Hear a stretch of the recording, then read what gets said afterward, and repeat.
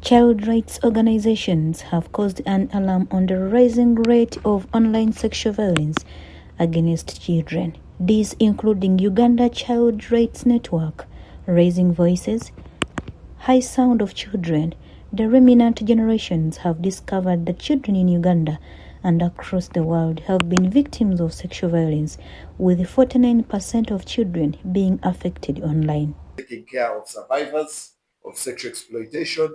We have those that are working around advocacy in schools and in different spaces to create awareness on how we shall end this. And today we particularly wanted to have an engagement with you as a media so that we can be able to alert the country and the state on what is happening. Children were victims of non-consensual sexual images or videos in the past year.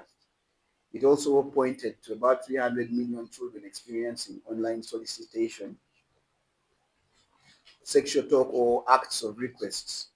So we are seeing an increased exposure of our children, and this is mainly as a result of increased high access to smartphones, as many of us know, tablets, but also exposure to social media and unsupervised internet use.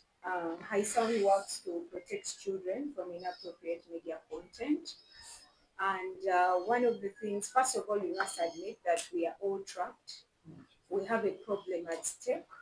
There is a lot of content that is inappropriate, and much of this content is also sexualized. And where do we end up? Sexual abuse, exploitation, and violence against children. Violence. We have seen videos going around on different platforms, including the WhatsApp groups that we belong to, of pornographic material, but also of violence. And in the responses, we see people, condoning some of this content. According to Hope Wambi from Raising Voices, an organization that prevents violence against children, there is a tendency of normalization, especially from parents who intentionally expose their children to online presence. In their homesteads, or by watching people actually physically, engaging in such actions. So the normalization comes in that these children think it's a normal thing to do. And when they think it's a normal thing to do, I think that is when we see children actually engaging in such activities without even any fear.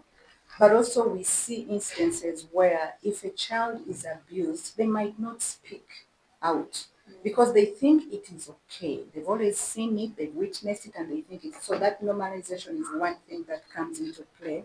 Others say there is limited parental digital control that lead to many children to be sexually harassed. Limited parental digital skills. Our parents, most of us who are parents, our children are seemingly ahead of us. I, for example, I'm learning a lot from my children themselves. They show me how to do things that I don't know. So there's limited digital literacy for parents, and this is a huge gap.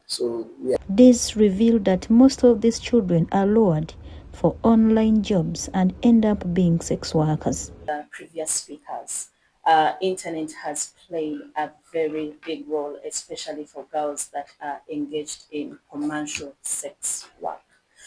We have seen many girls being brought into the country, foreigners brought into the country simply because they saw a job being advertised on the internet, simply because they saw, or someone actually sent them a message and told them there was a job opportunity that was open somewhere. Statistics show that about 302 million children were victims of non-consensual photos and videos, also pointing out to about 300 million of online solicitation, sexual talks, and this is mainly due to increased access on smartphones. With all the disturbing statistics, what then should be done? This is a call to the media to help feature voices of survivors, amplify their voices, and raising more awareness. So the first thing we need to do to be able to do good advocacy is to align our goals and our priorities as members of the civil society organization, and then come together and work together. It's a collective action to end this sexual exploitation. Will not take one organization. It actually takes all of us and the whole community to do it. So we need to align ourselves. Two, we need to have the voices of the survivors. And having Remnant Generation here and amongst many other organizations that work with survivors, we need to be able to amplify those voices of even those who are not yet in any organization and are in school and have been exploited from school. Because not all those who are in it's not only those in organizations that are victims or survivors of exploitation.